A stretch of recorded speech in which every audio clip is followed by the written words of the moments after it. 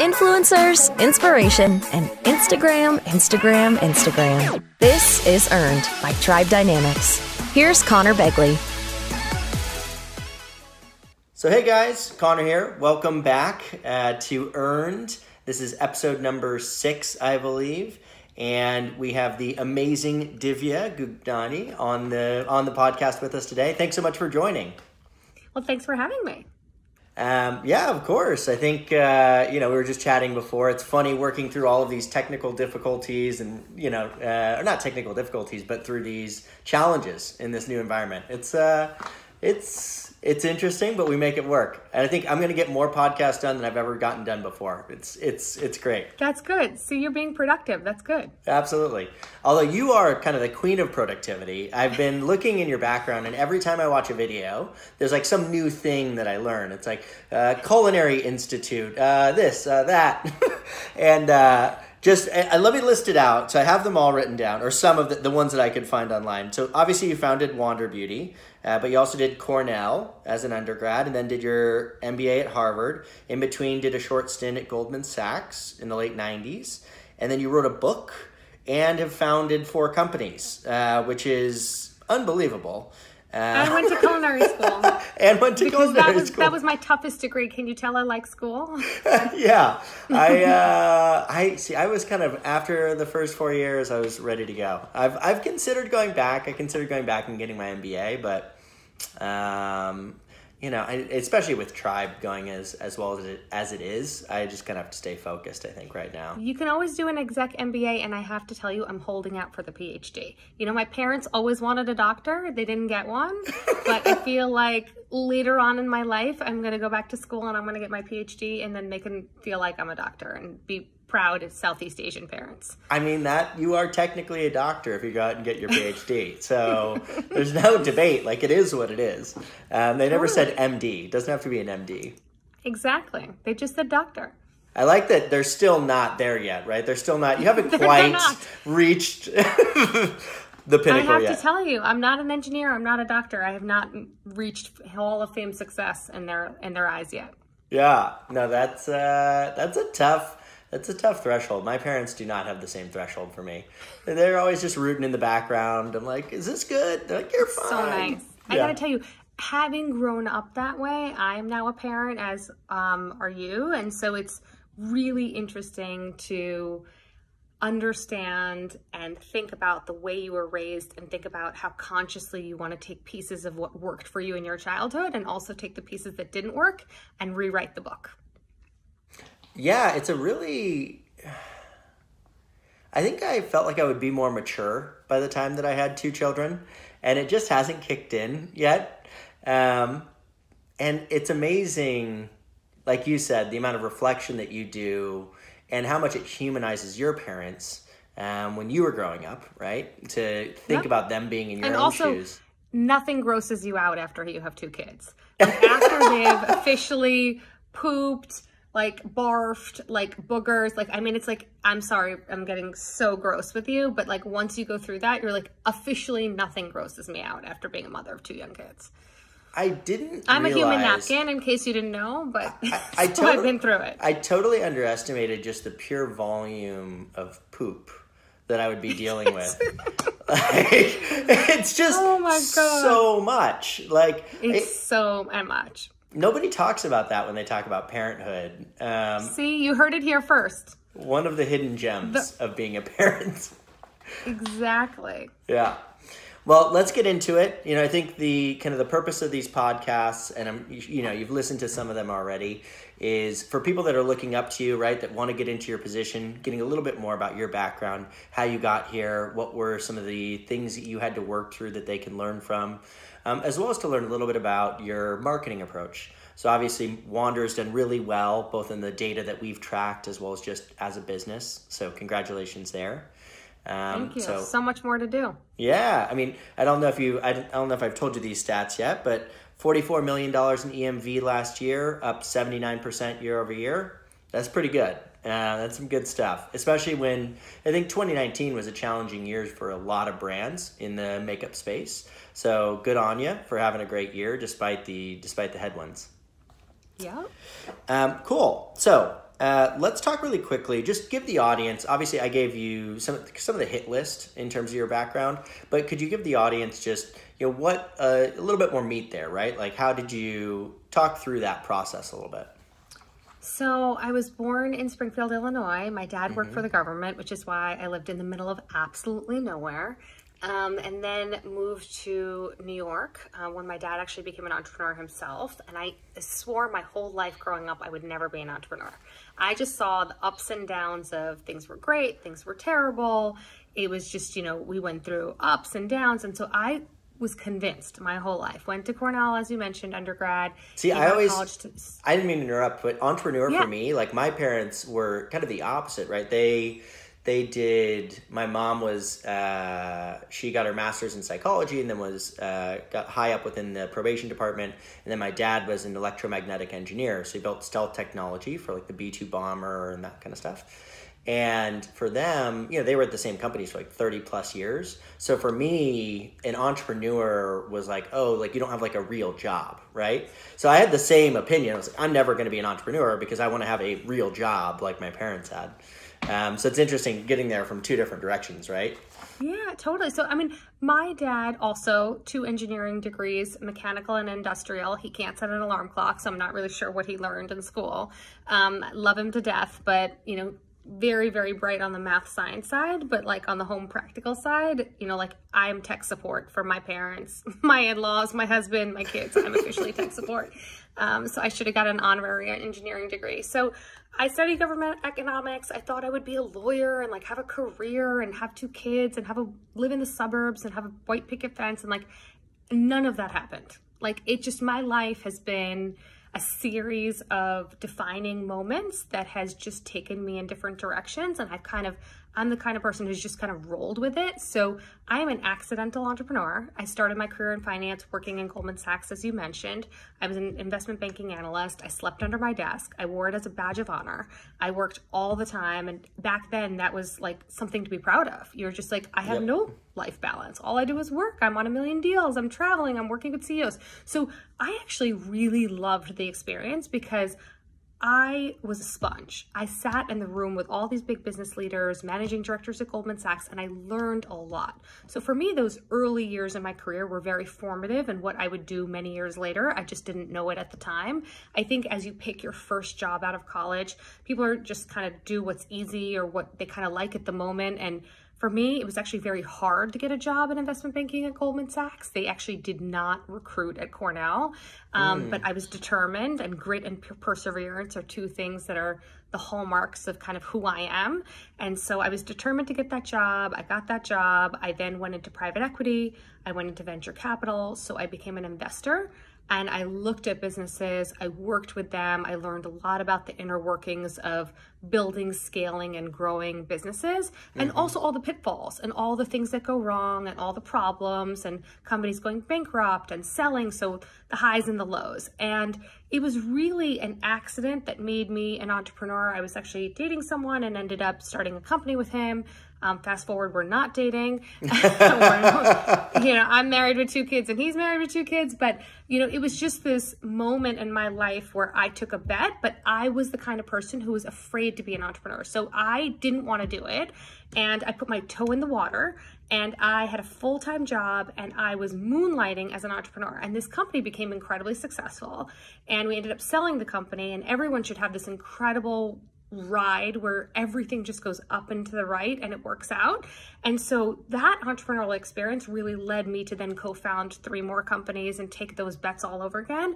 So my company prior to Wander, I actually built, raised venture funding for, and sold to QVC. And so I experienced idea to big multi-billion-dollar company sale. So that was a wild ride. And now I'm building Wander and spending all my time doing this. So it's been really, really, really fun. Yeah, that's quite the journey. I'd be out of those, those different companies, were there any that did hit like not straight up and to the right? Like even with the venture. 100%. Yeah. And those actually, that's where you learn the most. So if I were to look back at my career, and I laugh about this, but from, going to school, 3 different degrees, like I learned the most in culinary school, and people are going to just think that's crazy, but just When I went to culinary school, I learned teamwork to a different degree, because if you didn't know how to operate as a team, you were going to get your finger cut off, you were going to get your hand burned, you were going to end up having a serious accident. And so that camaraderie and interdependence and teamwork that I learned in culinary school has always been ingrained in my mind of how I build and grow and think about our teams. But I also feel like in my entrepreneurial journey, my second company was in the culinary space, and it was too early for its time. It was dependent on advertorial revenue. The phone would ring one month and we'd get a 6-figure check, and then the phone wouldn't ring for 3 weeks. And so it was up and down. It was profitable, but it didn't scale. And I learned a lot from it. I learned that when you start a business, you need to think about scalability up front. You need to think about scaling product versus scaling manpower, which I think can be very challenging. I'm not saying you can't do it. I'm just saying I'm not good at it. Yep. And I learned a lot about what I'm good at and what I'm not good at. And being self-aware as an entrepreneur is probably one of the most important things. When you go into starting a business, you need to make a checklist. You need to say, these are the 5 things that I feel like I'm strong at, and here are 5 things that I'm completely weak at, not good at, and I need to bring the right people early on into the organization to build those areas for me and really make the pie bigger and grow the opportunity. Totally. What were those things for Lindsay that kind of you identified as saying, like, these are the areas where I'm weak that maybe Lindsay can help me out? And Lindsay's your co-founder, obviously, for Wander. And it's really fabulous. So Lindsay's about to have a baby soon, and it's a really funny story. So I met Lindsay at a party. So I had just had a baby. I was second kid, 2 kids within 2 years, which I don't recommend. We did the same thing. We have 2. We just had one March 5th. So just right at the beginning of the coronavirus crisis. And so, and the other one's 19 months. But congratulations. It's actually been great for us because, you know, we're living with family. I was telling you before, but we've got, built-in babysitters. Yeah, 2 babies, 2 dogs, and 9 adults in here. And so in the compound. And so there's actually a lot of babysitters available. So it's worked out well for us. Yeah. I was not so lucky. My parents live abroad most of the year, and they're only here in the summer. And so I had 2 children within 2 years, and it was just this moment where I got out of the house, I met Lindsay at a party, and I was itching. When I sold my company to QVC, I learned a lot. I'm not underestimating how much you can learn at a big corporation. I had a senior leadership role. I worked for the CEO of QVC when I first joined, and that was amazing, right? $9 billion organization, small leadership team, a lot of experience around the table that I could grow from. And I was just itching to start another business. Like, you just have to know you, right? You will be the most successful at what you are passionate and excited about. I love being an entrepreneur. I love starting businesses. I love finding the white space. I love thinking about new opportunities and new ways to do things. I'm an unconventional, out-of-the-box thinker. I always have been. I was the same way when I was a kid. If there was a way to do something, I wanted to do it a different way. And so that's just, that's who I am and what I am. And you have to be true to yourself, right? So I'm sitting in this amazing job with a great title. And, obviously for the first time in my life, I have great health care. First time in a long time, because I had been an entrepreneur multiple times. And it was just like, my husband's like, just chill a minute. Like, just like enjoy this moment. You have kids, like take maternity leave. Like, I just don't know how to do that. That's not who I am. And so I sat in my house, and all I could think about was, I want to start another business, and I'm itching to start something in the beauty space, and I don't know what it is. And I meet Lindsay at a party, and I was like, hey, I'm really thinking about starting a beauty company, and like, would you come over and like, let's chat? I'm nursing, so I can't really leave the house. And she's like, wow, that's so interesting. While you're nursing. It was hysterical. Stranger. I never met her once before in my life. I'm like, I can't leave the house. I just had a newborn baby. I was like, I'm going nowhere. And so I was like, I'm on maternity leave. Like, can you just come? And so she was so understanding and nice. And she came over, and I told her, I was like, hey, listen, I haven't figured out what I want to do in the beauty space, but here are my pain points. I'm a mom of 2 young kids. I have tons of beauty products. I don't know what to do with them. I used to, like, in college, do everyone's smoky eye for sorority formal. And I love skincare. And I just had this idea that the modern woman is time-starved, busy, and generally on the go when she's not in quarantine. And she's spending 15 minutes on her beauty routine, and there's no brand that's giving her fuss-free, foolproof, clean beauty essentials. I had been through, I have autoimmune disease. I'd been through 2 high-risk pregnancies. I'd been through this huge discovery process that the average woman's ingesting 5 pounds of toxic chemicals into her system via her skin, which is her largest organ. And I don't want this to happen. And so she had been at the forefront of like organic and natural, and that's not where we ended up going, but we had a lot of conversations about it. And the 2 of us sat together and we said, we're creating this brand, Wander Beauty, and it's going to be fewer, better beauty essentials. Fewer because we would create multitaskers, things that are, double-sided components, multi-used formulas, things that you can really be gorgeous on the go with. And so fewer is multitasking, better is all clean beauty. And beauty essentials, we're not going to be a color cosmetics brand. We're not going to be a skin brand. We're not going to be a nail brand or a hair brand. We're going to give you all of the essentials that the modern woman uses every day across color, skin, hair, body. We're going to give it to her all, and we're going to give it to her an experience where she can go on her iPhone and use Apple Pay and check out in a minute and 30 seconds.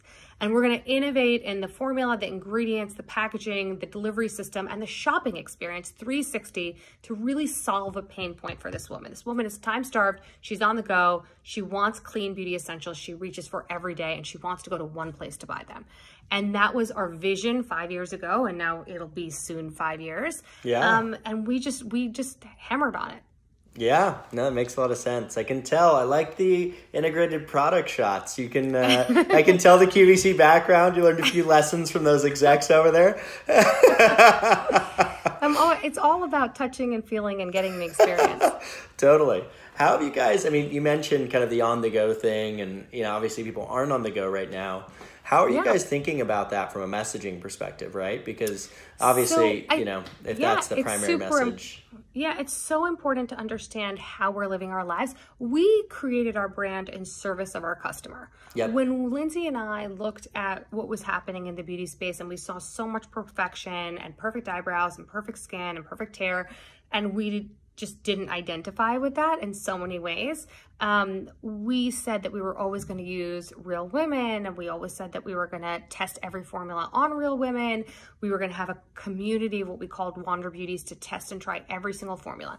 This is a grassroots, community-driven business. We never raised a lot of money up front. There were never any billboards for Wander Beauty. We were never pushing people into marketing to buy things from us.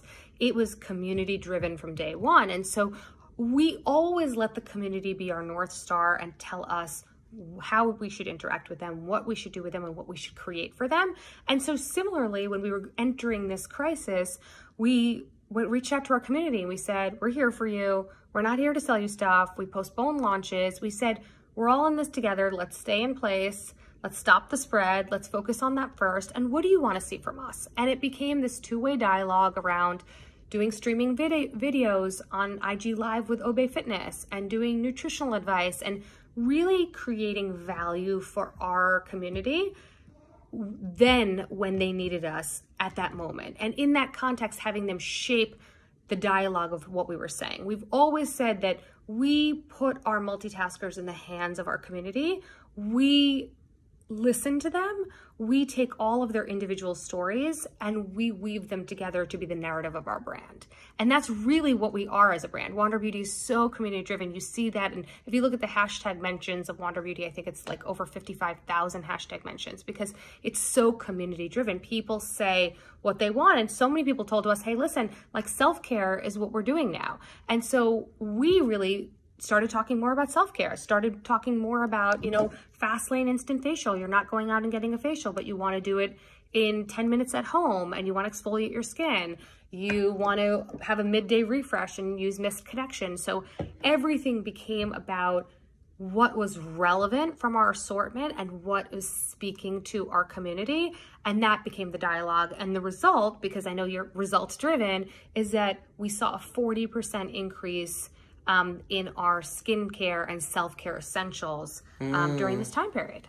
And so because we were leaning into what our community wanted to talk about and what they wanted from us, we saw the results in terms of what they were going to buy from us. Yeah, that's good. I think trying to find pockets of opportunity that exist when people's habits are changing due to external factors is critical.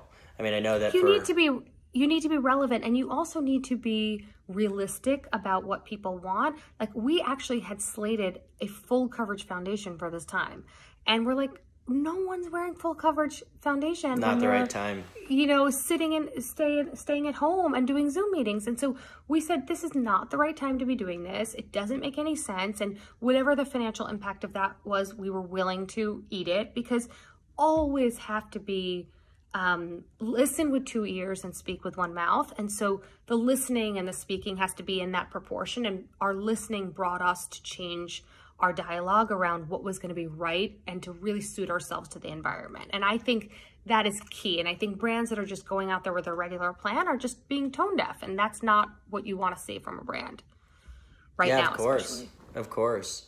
Have you guys had to make, I mean, obviously, you know, cash isn't unlimited. Have you guys had to make other, you know, what kind of other operating changes have you guys had to make as a business? So we've definitely made some operating changes. I think that the first thing that happened when we went into the COVID crisis is obviously caring about our customers, but first and foremost, caring about our team. Yep. So the health, safety, and financial security of our team is the most important thing to me as a CEO. And that's just how I think. And maybe I don't think the same way a lot of people think. And I would get on all these CEO calls, and there's so many forums going on in the beauty space. And I'm so lucky to be a part of those groups and have that community to lean on. But the first thing I was hearing on every phone call was, we're laying off people, we're furloughing people, we're doing this. And I just don't subscribe to that. I know that some people need to do that to adjust their business model. Our business model from day one was community first. And we always created a direct conversation with our community. So people have always been shopping Wander Beauty on wanderbeauty.com since the inception of the brand. I didn't wake up during the COVID crisis and decided I need to have a D2C business. Yeah. And I know a lot of brands are waking up in this thing and saying, hey, stores are closed now, I need to focus on D2C. Like, that was never my thing. We were always focusing on D2C. And so our brand and our business and our technology and our infrastructure is suited to serve our customer first and be digital first. Yes, we're in Sephora stores and Nordstrom stores and other locations, and we have a blessing to be omni-channel, and we are for sure suffering through some of the store closures. But the reality is we were always community first. We were always direct to consumer first. And hence we haven't made any layoffs, any pay cuts, any adjustments to our team. I personally have taken a little bit of the brunt because I felt like that was the right thing to do as a leader. I feel like leadership needs to set the example and also share in the pain first. So that's just a personal thing of how I run and operate a business. But yes, we are definitely feeling a financial impact. We have definitely cut costs where we could. Yep. And we've prioritized the financial security of our team, and we're paying everyone in full. And I'm very happy and excited about that. I'm happy I can say that because I'm happy we were able to do it. Of course. Yeah, I mean, you guys are, you know, being in that position in terms of being a direct consumer business and being nimble when it comes to product releases. Is not a position that everybody else is in, right? So the fact that you guys can do that is really cool, and that you prioritize that, I think, is also really cool. Are there any other entrepreneurs that you really look up to? So obviously, I think this, you know, during this time, you're seeing a lot of true colors right now. Is there anybody that you really get excited about? I have a lot of friends that are entrepreneurs, and I've been doing this obviously for a while. So I would say I have a close group of friends that are all entrepreneurs, and we share in a lot of our pain and things. But I would say the people I look up to most are my mentors. I have a couple different mentors who, some are entrepreneurs, some are not, and I really lean on them. And when times are tough like this, you see people's true colors in the tough times. So anyone can be a good CEO in a boom, right? Because business is going great and the team outings are lavish and life is good. Yep. But it's in times of crisis that you really see people's true character, and you see what sacrifices they're willing to make as a leader and what sacrifices they're not willing to make, and how they prioritize the health and well-being of their team. And so I have learned a lot from people around me, both men and women. It's not that I just have female mentors, but I have a lot of male ones too. And when I'm making the tough decisions, I really reach out to people who are seasoned, who have done things at a much greater scale than I have, and I lean into them for advice. Yeah, that's good. It's good to have that kind of network. We have a similar network, obviously, and I think of course. It grows organically. You know, it's a mix of people who've been there before, and then other people that are kind of coming up at the same time that can empathize. I noticed, so I didn't tell you who it was, but I did notice that we had an actual common investor in DGNL. So Amir and Desiree. Yeah, Amir and Desiree. Did you? So for those that don't know, Nir is an investor. Also, I believe got a Harvard MBA. He went to school with me. He was my class. Oh, there you go. Okay, so you and but we actually Jen know Wong each other too. Did you? Yes, and right? Jen Wong. Yeah. So get this, Connor. I know Nir since he graduated college. When he graduated University of Texas, Austin, right, is where he went. I guess. I don't remember. Graduated Cornell. Yep. We both started our very first job together at Goldman Sachs. So we have known each other for over 20 years. Wow. And it has been... See, I had assumed the connection was Desiree to Lindsay because of Victoria's Secret. No. Okay. No. Okay. The connection is Nir and I have been friends for over 20 years. And this is a perfect example for people to think about when they're thinking about starting a business and investors. So Nir and I had built this 20-year relationship. We've always been friends. We've stayed in touch. We've helped each other. We've introduced each other to people. And we'd never worked together other than, obviously working together at Goldman 20 years ago and going to business school together. And so I had started 1 company, 2 companies, 3 companies. And when I was thinking about starting company number 4, he said, well, what are you doing? I'm like, well, I'm kind of thinking on it. I just had a baby and I want to spend some time really honing in on the concept. And I spent with Lindsay a year working on the business before we launched it. We really wanted to do a lot of research. We surveyed a lot of women, different ages, ethnicities, socioeconomic backgrounds. We spent a lot of time. For me to take the bite to do this the 4th time, I had to feel really sure that I was confident, that I felt like it was going to be something worth investing all my time and energy in. Yeah. And so we spent a lot of time doing groundwork. And so when I talked to him when I was doing groundwork, he worked at L'Oreal. And so I wanted to his perspective, and I just was like talking to him about the idea. He's like, Divya, he's like, if you launch this business and you don't let me invest, like I'm going to eat you alive. And so I was like, I kept it in my mind. And listen, I didn't take his money for 2 years after that. But it always kept it in my mind, and you never know. It's like always important to build relationships, to help others, to do for others, and also have others help you.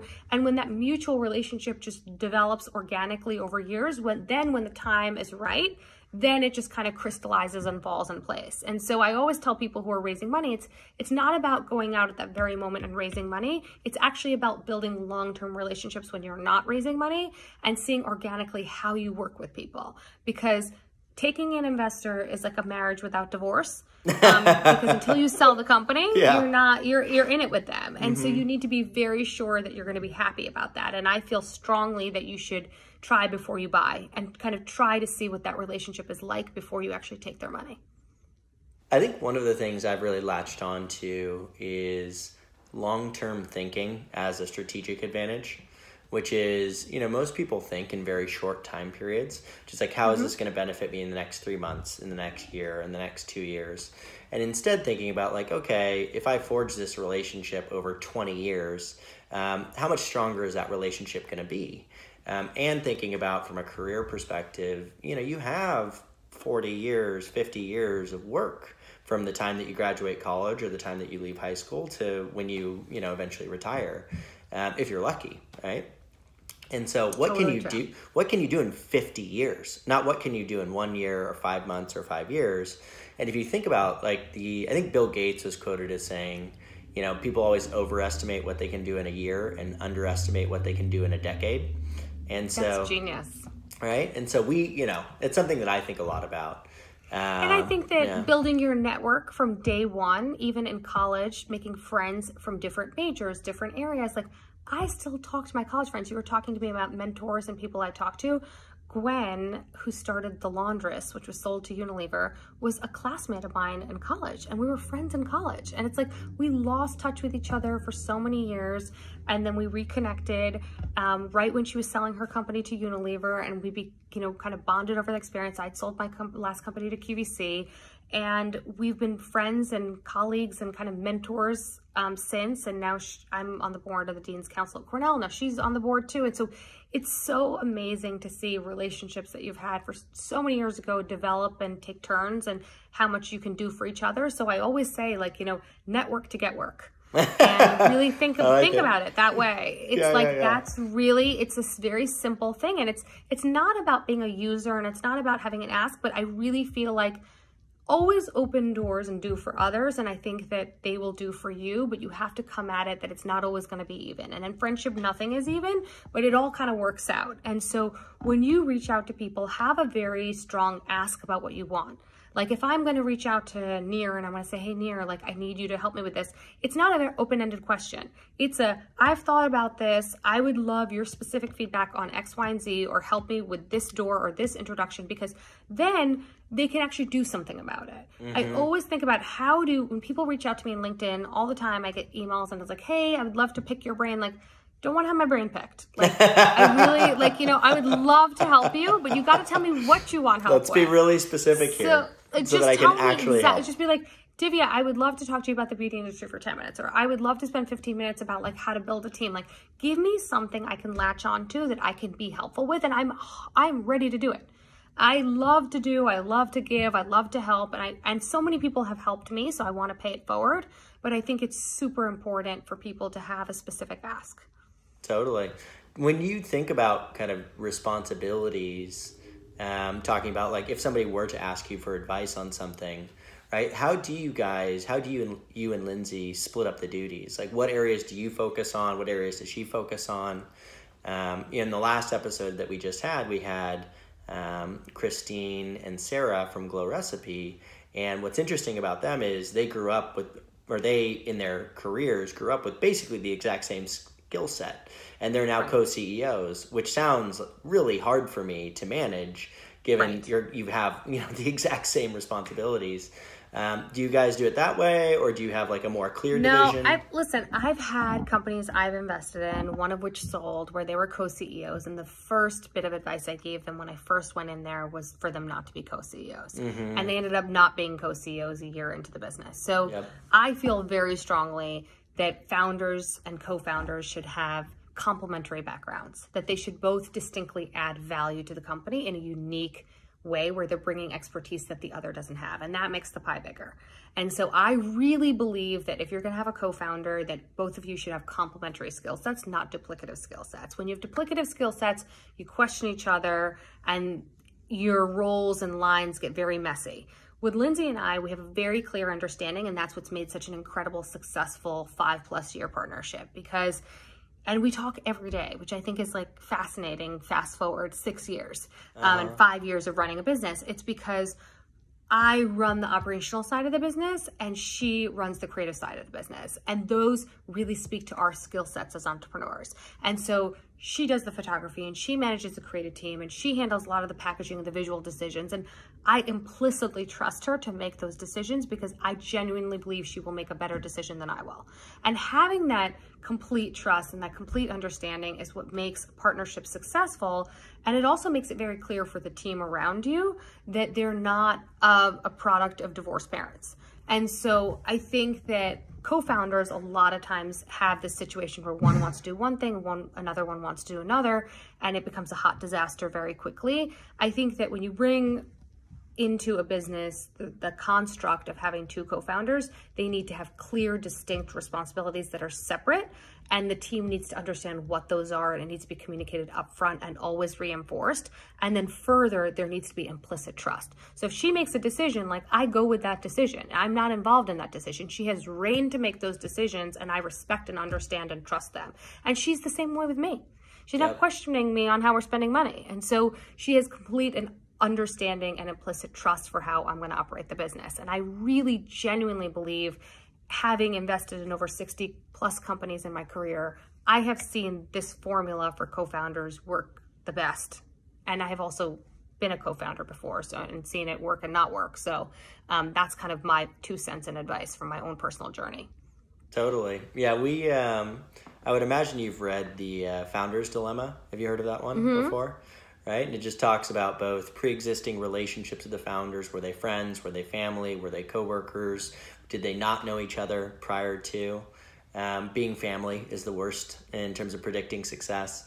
There's a variety of things in there, and it seems like, a lot of what you're saying aligns with what they say, right?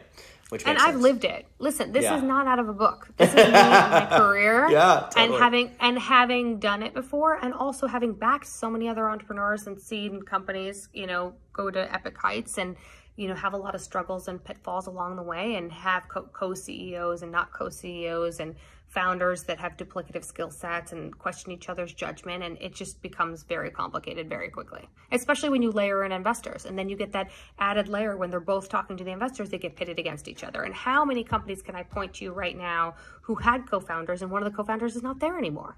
Because I can think of 5 companies off the top of my head where they started out as 2 co-founders, and 3 years in, they're not 2 co-founders anymore. Yep. Yeah, no, it's tough. I mean, my co-founder and I, John, we've been working together now for a little over 7 years, and then knew each other for about 3 years before that. So I think we've hit that point where they say once you've worked with somebody for 7 years, you're very likely to work with them for the rest of your career. And so we're kind of at that point. It's very like husband and wife at this stage. We ran into kind of a different issue, which I've talked about in some of the other podcast episodes, but where, I was on the road so much for speaking engagements and client meetings and those kinds of things that, my direct reports would have a really hard time getting a hold of me, right, for key issues.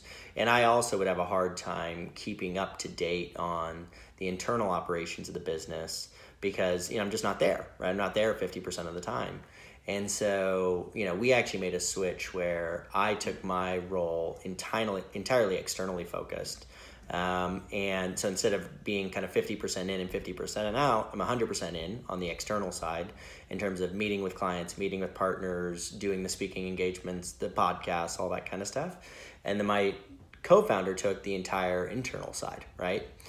Which is great. Yeah. Which makes it so clear and easy for the team to understand. And that's so important. Building a great business is only ever built by having a great team.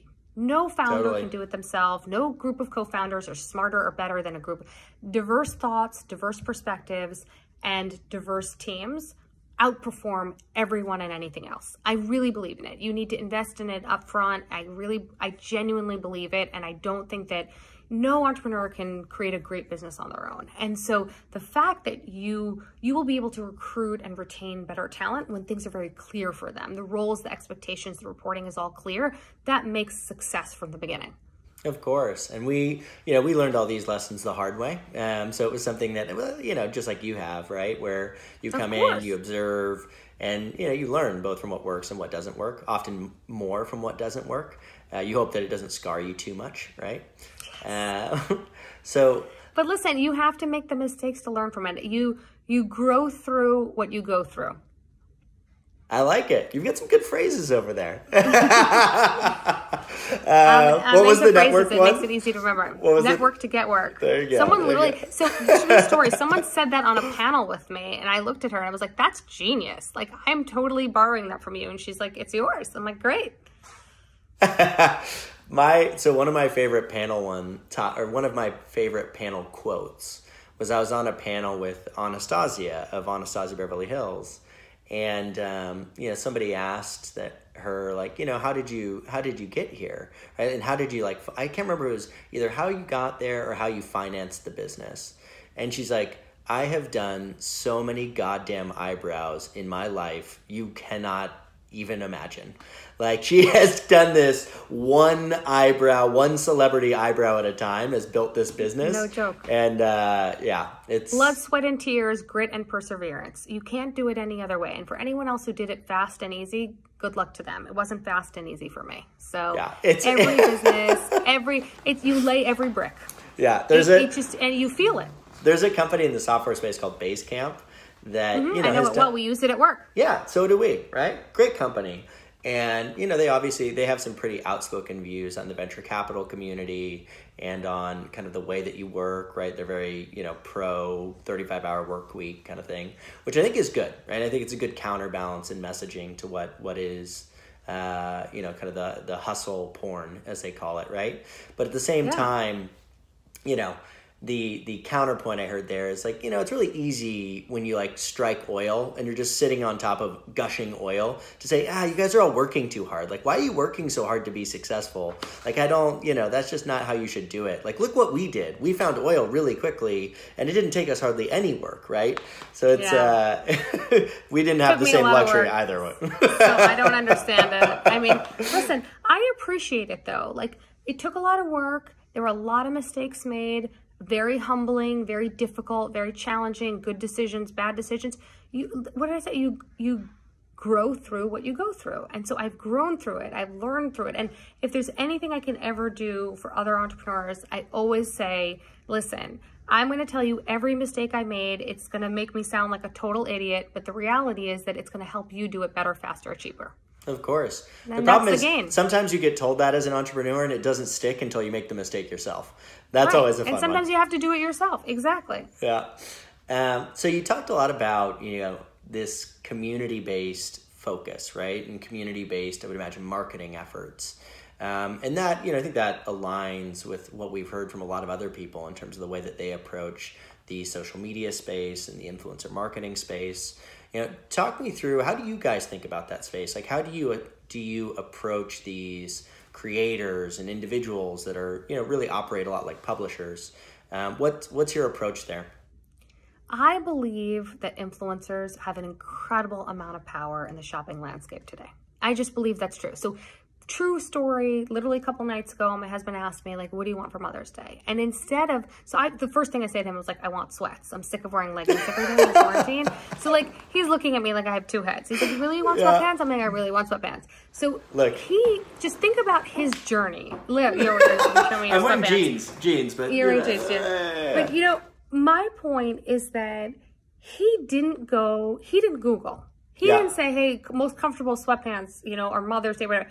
The first thing he did is to go on Instagram and look at the style influencers that he follows or female fashion influencers and look at what sweats they're wearing. And so if my husband, who grew up in the generation that didn't have the internet when they went to college, and is, older than me, like if he's doing that, like we have arrived. Like this world is really, influencers drive purchasing decisions. They drive discovery, and that is just fact. And it's happening for everyone. It happens for me. When I'm looking to buy something, what do? I ask friends, I ask family, I look at Instagram. A lot of discovery and decision-making is driven by influence, whether there's micros, macros, friends, family, they're all influencing tastemakers, they're influencing your purchasing decisions. So I believe they have a tremendous amount of power. And I genuinely believe that as a brand, you need to figure out how to harness and develop and build that power. And so for me, I feel having authentic, genuine, real relationships with influencers is the best strategy to go. So from day one, when we launched our brand, we reached out to friends, family, people that we knew, celebrities that I like randomly knew a manager and was like, can I send you product? Like we, blood, sweat, and tears, person by person, reached out, sent product, developed relationships, got to know people, had coffees. We never had big parties. We never had events. We've never done anything splash. This was literally investing person by person in relationships that were authentic and real. And as we built and grew the brand, they supported us. And I can't say enough that I feel like, I don't know if we grew as fast as we could on the influencer side. If we threw money at it, we would have had a different experience, but we didn't. We just built relationships. And it's been a long haul, but you've seen the growth. I mean, you see the EMV growth, we see the EMV growth, and it's really about developing relationships and also giving them the opportunity to put the product in their hand, have the experience, talk about it, and then to use their experience, repurpose that user-generated content to be the narrative and the story of our brand. We do it more than a lot of other brands because it is the basis of who we are and what we are as a brand. Absolutely, right? And I think a few things there. One, people really underestimate how things build on each other, build on top of each other, right? So you form these relationships with people, and instead of it being kind of a one-off activity, right, that's somebody who's going to support you for the next 5 years, 10 years, 15 years. And, each one of those relationships that you went over almost operates like an annuity, right? It's an investment. Micros become macros. Yeah, micros become macros, and macros become out of the universe. And it's like, I've known people since they had 10,000 followers, and 5 years later, they've got hundreds of thousands of followers. And, investing in that relationship early on has been great. And we've always, we've gifted product to people who've had 1,000 followers. And I know a lot of brands are like, oh, well, they have no following. Why are you giving them something free? And it costs you so much money. That was never the conversation. We want people who support our brand to talk about our brand. And it doesn't matter how many followers you have. And it's not necessarily about your photography or your engagement. It's about building authentic connections with people who actually are connected to the brand and care about the brand. So every day in our inbox, we get tons of people asking us for free stuff. I'm sure every other brand founder does too. And we don't have a PR list. We are not, posting on Instagram saying, hey, win an opportunity to be on our PR list. There's no PR list at Wander Beauty. We look at every launch, we craft a campaign and send outs around that launch, what makes sense for it, what right relationships make sense for it. And we really gift organically and develop content on a case-by-case basis, on a launch-by-launch basis. We really look at that granularly.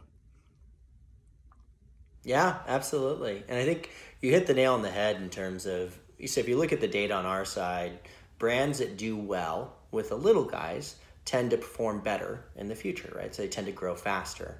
And that's because, one, I think it's a more authentic approach. Two, the little guys grow into big guys. So out of every 200 micro-influencers, about one of them will grow to have over 1 million fans within the next few years. Crazy.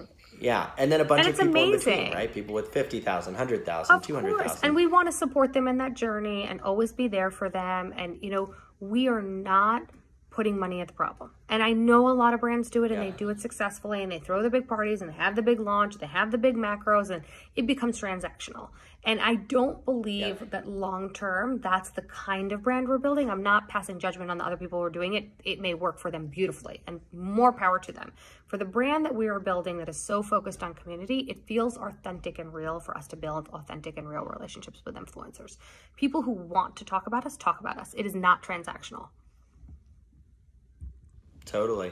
Are you, on your end, do you pay attention to any other brands? Like, are there any other brands that you look at and you go, hey, they're really killing it. Like, let's try to learn from them. Or really, at the same time, I think having invested in 60 plus companies and founded a bunch yourself, maybe you have enough examples at this point. It's just about going. Like, I know what the plan is, and I'm just going to focus on our company. It's so interesting.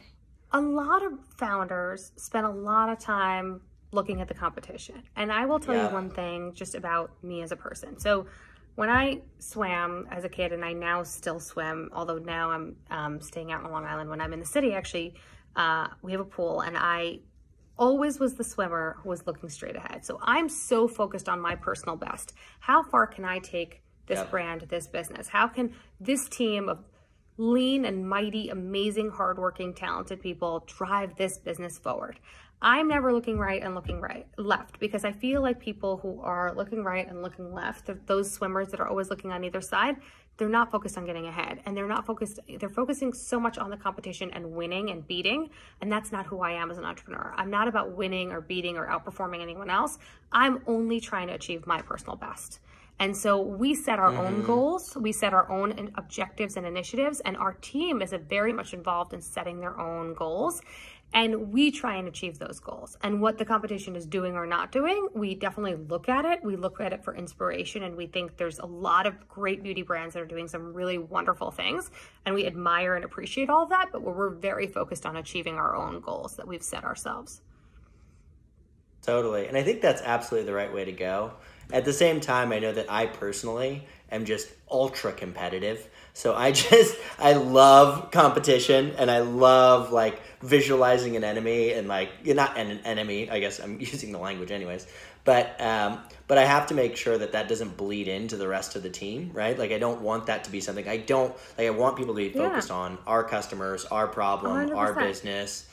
But and growing and building authentically, not in a race. Like, entrepreneurship is a marathon, it's not a sprint. And so we have built this business brick by brick, influencer by influencer, multitasker by multitasker, building one hero, building winning 1 Allure Best of Beauty Award, then winning 5 Allure Best of Beauty Awards. Innovation, focus on innovating in the formula, innovating in the ingredients, innovating in the delivery system, like create value for the consumer. If you create value for them, they will come back. Our brand was never marketing hype. It was never billboards. It was never pouring money into telling people that they needed something. Because if you do that, people buy it once, but then they don't come back. And so I want to build an ageless, timeless brand that is here forever, that creates value in a woman's life. And every day she reaches for our clean beauty essentials and feels confidence, and they make her feel more beautiful and more confident. And that's what I want for her, and that's what I want for us. Totally. So have you, I mean, as you're growing the brand, obviously you're experimenting, right? Trying different things. Nonstop. Are there any marketing tactics that you tried, digital or not, that just you're like, well, that didn't work out? Any learnings that you can help people avoid? I think that we've tested every channel you could imagine, and I really believe that when you supplement paid spend against organic development, then you actually succeed the best. So we have an organic presence on Instagram, an organic presence on Facebook, and that's when we spend money and amplify that presence and we see real results. We have a lot of people who are getting direct mail pieces from us, and we find that that channel still works for us. And it doesn't work for a lot of brands because their customer base isn't opening mail. And so we have a very interesting demographic, right? We sell to women who are kind of 25 to 54 in complete equal segments across all of those age groups. So the sub age groups of 25 to 34, 35 to 44, 45 to 54, we sell literally equal across 25 to 54-year-olds. And it's fascinating because different things resonate with different people. And I love that. I love that I don't age out of no one ages out of Wander Beauty. It's not too young or too old for you. And so that creates a big opportunity for us to grow and be global. And so we have tested cable, streaming, remnant cable, podcast, Sirius radio, regular radio, and some of it's worked and some of it hasn't worked. But the reality is we're always testing, always be learning. And I love that we have a data dashboard of all of our metrics, and we look at them very carefully. And we, in the environment of COVID, have thought a lot about spending. And one of the things that we're really focused on is selectively investing in growth. So we are investing in growth. We are putting money to work. We are marketing. We are building our base and growing despite the environment around us, where I know a lot of people are not growing because of store closures and whatnot, but we're growing. And we're focused on investing in areas that are going to help us grow. Totally. So to go back, just because most of the people that are going to listen to this are going to be in the influencer marketing space, right? How do you guys structure your team? Like, are you managing those relationships directly? Is Lindsay managing them? Do you have a team? Like, how do you do that? Yeah, so I'm going to give you credit for this. I came to a Thrive event years ago, okay? This is true. I'm not like blowing smoke. I'm telling you the truth. At least one positive effect on somebody. So you had an event. It was years ago, okay? It was like at least 2, 3, I can't remember how long ago, but it was a long time ago. And it's when you first started doing events, and you started telling us about how, focus on the micros, they're going to grow, build the relationships, it's so important. And you're like, people are not investing enough in influencer marketing. People are so focused on print, and they're focused on digital and Facebook ads and Instagram ads and YouTube campaigns, and really focused on all of these other things. And really what they need to be doing is building a relationship with influencers. And big brands have one influencer person in their influencer marketing department, and really they could do a lot better if they had 3. And I left your talk and your conversation, and I had one person at that time who was focused on building influencers. So now I actually remember this was like it was around 2-ish years ago. And when and now I remember when I went to that event and I heard you say that, and I said to myself, he's absolutely right. I feel like my shopping behavior and my discovery behavior has changed as a consumer. I know my consumers are discovering and experiencing Wander Beauty and finding clean beauty essentials in a different way, and cross-category, across skin, hair, color, body, everything. And so I need to really tap into this opportunity. So we built our team. We now have a team of 3, and they cover not just influencer marketing, but they also cover traditional press, influencer marketing, and they help with some partnerships. And investing in this was probably one of the best things that I ever did. And I really feel like it has helped build our following. It has built our growth. We have, a good sized following for a brand that's young and new and hasn't raised a lot of money. You guys are doing grown great. Organically. And it's fascinating because we invest in those relationships. It's really an individual thing. And so each person is developing relationships on our team. We don't have one person as a relationship manager. I am friends with a bunch of influencers, and they're my real friends, and I hang out with them and spend time with them and hear about what they're going through. And honestly, in the COVID crisis, a lot of them are losing a lot of paid campaigns, and it's tragic. And so, I'm really deeply connected with some influencers that are, a part of our brand and have become real friends for me. Lindsay has a lot of her relationships. And then our other 3 team members, in addition, also have their own relationships. Some before they came to work at Wander, some after, they've built them through the Wander connection. So it's really been a combination of all hands on deck. We're all involved in it. We have one person leading strategy, and we're all kind of coming at it together as a team, as we do everything else, right? It's collaborative decision making in our environment. Of course. Yeah, that's I'm really glad to hear that that connected with you. That's really cool. We try to, obviously we're a software company at the end of the day, but I think we've had a lot of success through just trying to look at the data and figuring out what works, right? And of course, it's not always going to be perfect, but I think we've had a good impact on people generally. So I recently invested in a beauty brand, and one of the first things I told them, she's like, "Oh, well, influencers were sending out this many packages," and I was like, "That's a lot of packages." So I told her, I'm like, "How are you measuring this? Like, you're sending so much product out. You're a young brand," and I was like, "You can't just send things out into the universe, like."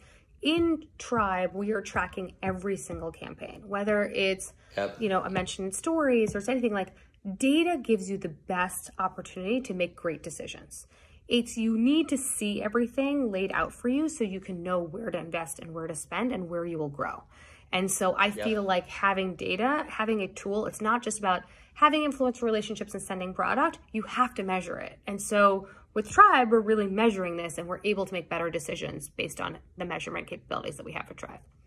So a little plug for you, but it's organic and it's true. So I'm being direct and honest. And I'll be honest, it took us a while to get there. It took us a while to actually, get involved. But once we did, we really saw the tremendous value of it, and I've recommended it to many other people. So I think that influencer marketing is critical for anyone in any brand this day and age who's trying to connect with consumers directly.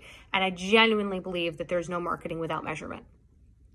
Yeah, I agree. I think, you have to have some kind of feedback loop there. Like, you can't just throw money into a black pit without knowing whether it's working or not. So hopefully we're providing a little bit of that.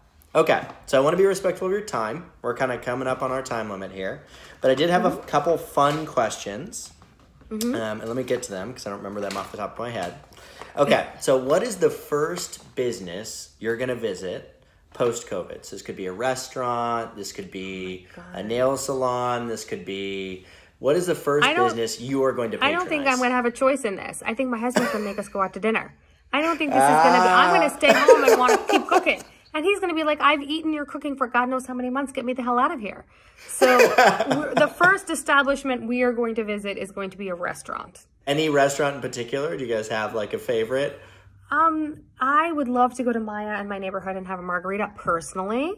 But knowing my husband, it's going to be some fancy meal. So, there you go. So he's going to be the decision maker on that one. So what's your favorite book and why that you'd recommend to people? So now I'm going to totally screw up the title because I'm going to have to send you the link because I had this one book that really informed my decision making and like made me think differently. It's something along the lines of like everything I learned about business I learned at the dinner table because it really resonates with me. I feel like everything in my life has not been a business book. It's not one of those like founder dilemma, this book, that book, like those entrepreneur books, like it's great. Like, and if you're really like hardcore into them, that's amazing. But I actually feel like everything I've learned in my life has been actually from non-traditional ways and thinking about things in non-traditional ways and basic manners of how to treat people and how to build and how to grow and to build empathy and sympathy with people is actually very important in building and growing a business. And so it's by Jeffrey Fox. I'm gonna have to get you the title, but it's something along like lessons I learned or top lessons I learned at like the dinner table or something. Well, I'm sure people can Google it and figure it out. Sounds close enough. My team makes fun of you all the time. I've read all of the business books, like every one of them. You're going to have to send me your recommendations. I've got a long list. So I have a book on my bedside that someone from my team actually gifted to me. It's called Range, and it's why generalists outperform specialists. And I just started reading it. I actually think it's really interesting. And also Carter Cast wrote a book, which I can't think of the name, that I read recently that I really, really liked. And it was all about actually failure and, different types of leaders and what you learn from it. Very cool. We're getting way too deep on this topic. I just I don't know. But the thing I did recently is for fiction books, with nonfiction books, I would do a bunch of research, right? I'm like, what's the best book on customer success or this, that, and the other? I do all this research and I'd find really good books. And then, with fiction... I want to be added to that reading list. Can you email me all your good books? I also love to gift people books. I love to gift people books that I like. Then feel like I'm passing it along. Absolutely. I will definitely send that along. And I think, but what's funny is for me with fiction, I didn't have the same approach, right? I just, somebody'd hand me a book and I'd start reading it. And I was just I don't know. I just wasn't, I was having a hard time balancing out my fiction, nonfiction reading. And so I actually did more of the Yelp thing. So I went to Goodreads. I'm let's find the best book. What is the best reviewed book in this category? Please tell me what it was. So one of them was this book called The Martian, which it is, so they made it into a movie, and I almost didn't read it because I've seen the movie. It's a Matt Damon movie, but it's about, a guy who gets left on Mars, and then he has to survive for a really long time. And it's they go out on this mission, he gets left because of a variety of things, and then he has to figure out how to grow his own plants and do all this stuff. And it's just incredibly well researched. It's super interesting. You learn a lot, and it's just really well written. And so I've done that with a few different books. And and the other one I read was an Agatha Christie novel, which I don't know why I'm reading an Agatha Christie novel. I know. And you'll have to check it out. I learned a fun fact about it. So it's called And Then There Was None, right? And so again, I'm not being... Intriguing title. Yeah. Well, so the title's interesting. So it used to be called The 10 Little Indians, which is obviously not very culturally sensitive or appropriate. But it actually had an even worse name before that I'll let people Google if they're interested. But it's actually a really good book. Anyways, okay, let's keep going. Okay, so let's do this. Last one. If you could create one product today that isn't on your roadmap, that, Lindsay would throw a fit if you even mentioned it, because I have plenty of these things on my side. Is there anything that you really want to do, or maybe it's a company you really want to create that you can't create right now? Any company or product that you're man, if I had the time, this would be it.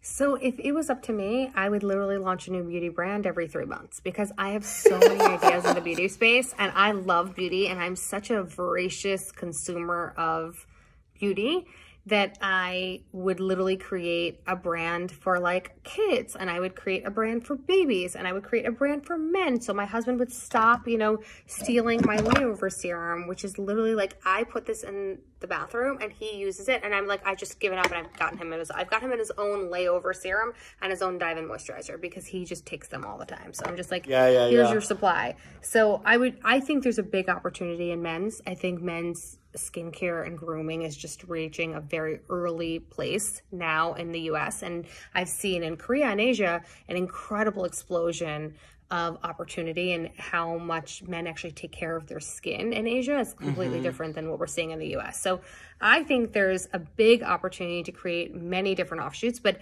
one of the best things about being an entrepreneur and really focusing on building a business is to focus. What do? You have to focus. You have to do few things and do them well. And so we are laser focused on multitasking beauty essentials, and it's working for us. People are buying it. We are connecting. We launched color. We were successful in that. We launched skin. We've been successful in skin. Now we're seeing skin outpace color. And we've launched hair and body. So we're really able to translate that success cross category, which everybody told me we would never be able to do. So when we launched our brand, everyone told us you do one category, and that was never the vision of the brand. The vision of the brand was wander beauty. It was that you were going to take us with you wherever you wander, and you were going to reach for our clean beauty, multitasking essentials everywhere you went, and you're going to reach for them every day. And no one understood us when we said this. They're no, skin brands get merchandise in skin, and color gets merchandise in color, and hair goes here. I was like, you don't get it. Like, I formulated skin before. I know how to do color. Like, and the modern woman, why am I an Amazon Prime shopper? And why are you an Amazon Prime shopper? Because you have 2 kids, and when you need glue and ballet slippers and scissors and 200 other things, you go to one place and you get them. And so for my beauty essentials, I don't want to go to 4 different websites to get what I need for my skin, my hair, and my cosmetics. I want to go to one place where I can get it all and I can trust it. And I can know it all has the ethos of having skin-loving ingredients. Treat your hair like your skin. Treat your body like your skin. Treat your face like your skin. And so always having that skin-loving, clean beauty ingredient story first and performance top of mind, we knew consumers would trust us cross-category. And people didn't believe us. It's like when we launched our baggage claim gold eye mask, and that was our first foray into skin, people told us we would never sell it. We sold 5 million packets of this the first year that we launched it. And so trust your gut and do what you got to do. Yeah, makes sense. Well, I think that's going to be it. But thanks so much for joining, Divya. We really appreciate it. Thank you for having me. It was so good to chat with you. And I want that book list. You're not getting off the hook without giving it to me. Absolutely. I will send it along. And I know everybody learned a lot today, so appreciate it. And yeah, thanks again. Hit subscribe now. Earned by Tribe Dynamics. Tribe Dynamics unlocks your social media influencer community. Our platform not only tracks and measures your best influencer relationships, but discovers new influencers to grow your business through earned media. Get started with a demo today at tribedynamics.com. tribedynamics.com.